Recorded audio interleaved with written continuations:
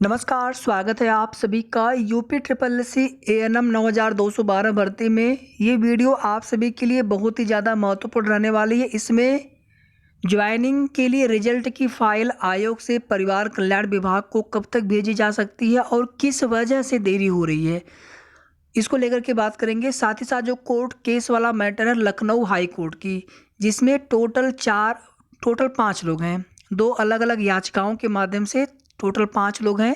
हो सकता है उसके अलावा कोई अगर वहाँ पे और भी याचिका पड़ी हो, लेकिन हमें उसकी जानकारी नहीं है, या हो सकता है कि बाद में पड़ी हो, उसकी सुनवाई हो ना पाई हो। लेकिन हमारे पास 2 याचिकाओं की पूरी कंप्लीट जानकारी है, उनके कोर्ट ऑर्डर है, और अभी का जो वर्तमान में क्या उसका केस स्टेटस है ये भी आपको दिखाएंगे। जब भी मामला कोर्ट में सुना जाता है, सुनवाई होती है, उसका कोर्ट ऑर्डर ज़रूर आता है। जैसे आप देखेंगे इलाहाबाद हाई कोर्ट वाले में 13/453 वाले में मामला अगर सुना ही नहीं गया है, मामला अगर टेकअप नहीं हुआ है, सुनवाई नहीं हुई, तो उसका कोर्ट ऑर्डर नहीं आता है। अब उसमें भले ही ये बता दिया जाए कि उसमें मतलब मामला सुना गया हो, या फिर वहाँ पर अधिवक्ता ना हो, या फिर अधिवक्ता के पास, सरकार के पास जो अभी तक काउंटर तैयार ना किया गया हो, जो भी चीज़ें हों, लेकिन जब सुनवाई होती है तो उसका कोर्ट ऑर्डर ज़रूर आता है। वीडियो को आप सभी प्लीज़ लाइक और शेयर कर दीजिएगा ताकि सभी तक जानकारी पहुंचती रहे। और कोर्ट केस में कट ऑफ अंक से ज़्यादा नंबर वाले मामले को अगर छोड़ दिया जाए, रिजर्व आरक्षण वाले मामले में, ओबीसी एससी वाले मामले में मैं किसी दिन एक सेपरेट वीडियो बनाऊंगा। आप देखेंगे कि यूडीए एलडीए में ओबीसी और ईडब्ल्यूएस और जनरल की कट ऑफ बिल्कुल समान गई है। जूनियर असिस्टेंट में लगभग 1.5 नंबर का फ़र्क है ओबीसी और अन्य रिजर्व की कट ऑफ में। इसी तरह से आपकी भर्ती में 7.5 नंबर का फ़र्क है ओबीसी और अन्य रिजर्व की कट ऑफ में। अध्याचन की प्राप्त सीटों के आधार पर भर्ती की जाती है, और उसमें 27% ओबीसी का, एससी का 21% पूरा होना होता है, जो आरक्षण नियमावली है 1994। चूँकि अन्य रिजर्व की सीटों पर सभी आरक्षित वर्ग के अभ्यर्थी और सामान्य वर्ग के अभ्यर्थी सब लोग एक साथ फाइट करते हैं। इस वजह से जब मेरिट बनती है तो कभी का, और ओबीसी में अगर अभ्यर्थी कम होते हैं या एससी में अभ्यर्थी कम होते हैं, तो कभी कभी होता है कि ओबीसी एससी की कट ऑफ कम रह जाती है और जनरल की कट ऑफ बहुत हाई चली जाती है, क्योंकि वहाँ पर ओवर मेरिट वाले अभ्यर्थी ओवरलैप तो करते ही करते हैं ओबीसी एससी के, और साथ में जनरल के अभ्यर्थी होते हैं। और अब तो ईडब्ल्यूएस के अभ्यर्थी भी ओवरलैप करते हैं, जो ओवर मेरिट वाले अभ्यर्थी होते हैं अन्य रिजर्व की सीटों पर। उसमें किसी भी प्रकार की कोई भी दिक्कत होने की उम्मीद बहुत कम है। और जो खाली सीटों पर की मांग की गई है, या फिर जो वेटेज के लिए वहाँ पे एक देखेंगे याचिका पड़ी हुई है, या फिर उसमें एक ऐसी भी याचिका पड़ी हुई है ईडब्ल्यूएस आरक्षण के लिए, वैलिडिटी के लिए, तो उसमें वैलिड ईडब्ल्यूएस होना चाहिए, कास्ट सर्टिफिकेट पिता पक्ष का होना चाहिए, आदि जितनी भी चीज़ें हैं। तो उन सब प्रकरणों में सभी देखिए अपने न्याय के लिए संघर्ष करने का सबको अधिकार होता है।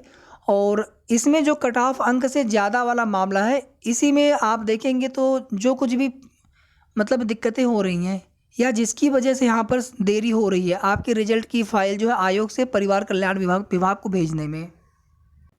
लखनऊ हाई कोर्ट में 2 याचिकाएं पड़ती हैं अलग अलग। एक पूनम द्विवेदी के नाम से, ये 26 अगस्त को सुनवाई होती है, और उसका जो है कोर्ट ऑर्डर यहाँ पर ये है। इसके बाद फिर से सुनवाई होती है 7 सितंबर को, और इसमें जो है पुनः ये कोर्ट ऑर्डर में मेंशन करवाया गया है कि इसमें जो याची हैं, जो यहाँ पर शिकायत करता है पूनम द्विवेदी, इनका सिलेक्शन सेलेक्ट लिस्ट में होना चाहिए। 6 अगस्त 2022 को जारी हुए 8831 की सिलेक्शन लिस्ट में इनका रोल नंबर होना चाहिए था, लेकिन क्यों नहीं है। और इसी प्रकरण में, इसी क्रम में यहाँ पर जो रिस्पोंडेंट है, मतलब आयोग हो गए या उत्तर प्रदेश सरकार, मेडिकल विभाग, तो इनको यहाँ पर रिस्पोंडेंट पार्टी बनाया गया है और उनसे जवाब तलब किया गया था। साथ ही साथ जो याची होंगे वो भी बाद में रिज्वाइंडर यानी जवाबी हलफनामा दाखिल कर सकते हैं। आयोग की तरफ से जवाब यहाँ पर लगाया जाना है, साथ ही साथ याची पक्ष भी अपना जवाब लगाएंगे। और नीचे आप यहाँ पर देखेंगे 3 लाइन लिखा हुआ था कि it is made clear that through opposite party shall proceed with the selection, but the result of the same shall be subject to final outcome of this writ petition. मतलब जो भर्ती प्रोसेस है वो आयोग आगे बढ़ा सकते हैं, कोई रोक नहीं है ज्वाइनिंग पर। आप ध्यान से सुनिएगा पूरा वीडियो, ज्वाइनिंग पर कोई रोक नहीं है। आयोग अपनी सिलेक्शन प्रोसेस, भर्ती प्रोसेस आगे बढ़ा सकते हैं, प्रोसीड कर सकते हैं। लेकिन जो याची हैं पूनम द्विवेदी, इनका सिलेक्शन कोर्ट के आदेश के अंतर्गत रहेगा। अगर कोर्ट का आदेश होता है तो इनको भी सिलेक्शन देना होगा आयोग को। बाद में वो कोई बहाना नहीं कर सकते हैं कि उनके पास सीटें नहीं है या जो भी चीज़ें हैं, इन्हें भी सिलेक्शन देना होगा। यानी यह याचिका जब फाइनली निस्तारित होगी तो ये इनका जो रिजल्ट है या इनका जो फाइनल आउटकम होगा, अगर ये सिलेक्शन इनका होना चाहिए था तो इनको सिलेक्शन आयोग को करना पड़ेगा। इसी तरह से दूसरी याचिका यहाँ पर देखिए 5250 रेणु देवी एंड 3 अदर्स के नाम से पड़ी थी। इसमें पहली सुनवाई हुई थी 23 अगस्त को। 23 अगस्त का ये कोर्ट ऑर्डर है जिसमें जवाब मांगा गया था, और इसके बाद फिर से सुनवाई होती है इस मामले में 26 अगस्त को, 3 दिन बाद। और ये चारों जो हियरिंग हुई है सभी की सभी जस्टिस आलोक माथुर सर की बेंच में हुई है, लखनऊ हाई कोर्ट में। यहाँ पर इलाहाबाद की बात नहीं की जा रही है। जब इसमें दोबारा से फिर से सुनवाई हुई रेणु देवी एंड 3 अदर्स, मामला इसमें वही था कि कट ऑफ अंक से नंबर ज़्यादा होने के बावजूद याचिकर्ता का रोल नंबर सिलेक्शन लिस्ट में क्यों नहीं है, जबकि उनके सभी डॉक्यूमेंट सही हैं। इसमें जवाब मांगा गया था, समय दिया गया था, और लास्ट में आप देखेंगे यहाँ पर 2 लाइन ये मेंशन है कोर्ट ऑर्डर में कि any selection made pursuant to the present select list shall be subject to further order of this court. यानी अब भर्ती में आगे की कोई भी प्रोसेस कोर्ट के अगले आदेशों के अधीन रहेगा। इसके पहले वाला जो याचिका है पूनम द्विवेदी वाला, उसमें ये लिखा गया था कि आयोग मतलब जो रिस्पोंडेंट है, पार्टी हैं, वो अपनी मतलब प्रोसेस को आगे बढ़ा सकते हैं, भर्ती प्रोसेस को, सिलेक्शन प्रोसेस को। लेकिन जो पिटीशन है, जो याचिकर्ता है, अगर उनके पक्ष में अगर कोर्ट ऑर्डर आता है तो उनको भी सिलेक्शन देना होगा। और यहाँ पर ये था कि आप सिलेक्शन तो आप आगे की प्रोसेस तो कर सकते हैं, लेकिन कोर्ट के अगले आदेशों के अधीन रहेगा। जो कुछ भी प्रोसेस होगी 26 अगस्त के बाद से, जो कुछ भी प्रोसेस अगर होती इस भर्ती में, तो वह जो है कोर्ट के अगले आदेशों के अधीन उसको रखा गया है, माना गया है। अब यहाँ पर देखिए भर्ती में कोई गड़बड़ी हुई है कि नहीं हुई है। किसी भी बहन के साथ जिनके कट ऑफ अंक से नंबर ज़्यादा है उनका सिलेक्शन होना चाहिए था, नहीं हो पाया है, जबकि उनके डॉक्यूमेंट सही हैं। अगर ऐसा है तो ये चीज़ें ना आपको पता है ना हमें पता है, ये चीज़ें केवल और केवल आयोग को पता है। इसी वजह से आप देखेंगे, अगर आपको ध्यान होगा, हमने लगभग जब ये सुनवाई हुई थी उसके लगभग सप्ताह भर बाद, यानी सितंबर की बिल्कुल स्टार्टिंग में, शायद 2-3 सितंबर की बात होगी, हमारा एक वीडियो हमने बनाया था, उसमें हमने आप सभी से ये कहा था कि हो सकता है कि यहाँ पर आयोग सबसे पहले जवाब लगाएं।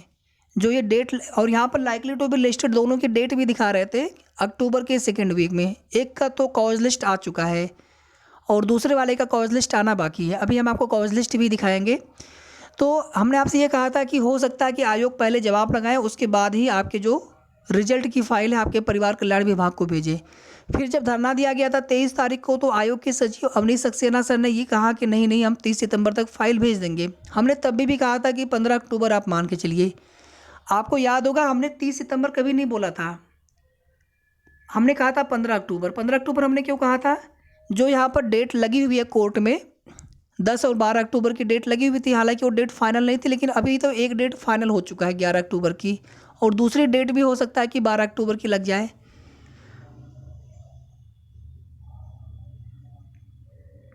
ग्यारह को मंगलवार, 12 को बुधवार है, ठीक है। 11 और 12 को एक डेट और लग सकती है दूसरी वाली याचिका की। तो ऐसे में हमने आप सभी को बताया था कि 15 अक्टूबर आप मान के चले। तो जो भी चीज़ें हमारे द्वारा आप सभी को बताई जाती हैं, हमेशा उसके पीछे कोई ना कोई कारण होता है। मैं कभी भी कोई भी चीज़ आपको अनुमान से नहीं बताता हूँ, कोई भी आपको झूठी उम्मीद नहीं देना चाहता हूँ। हमने तब भी कहा था कि सचिव साहब ने भले कहा हो 30 सितंबर, लेकिन 15 अक्टूबर से पहले रिजल्ट की फाइल वो परिवार कल्याण विभाग को अगर भेज देते हैं तो बहुत अच्छी बात है।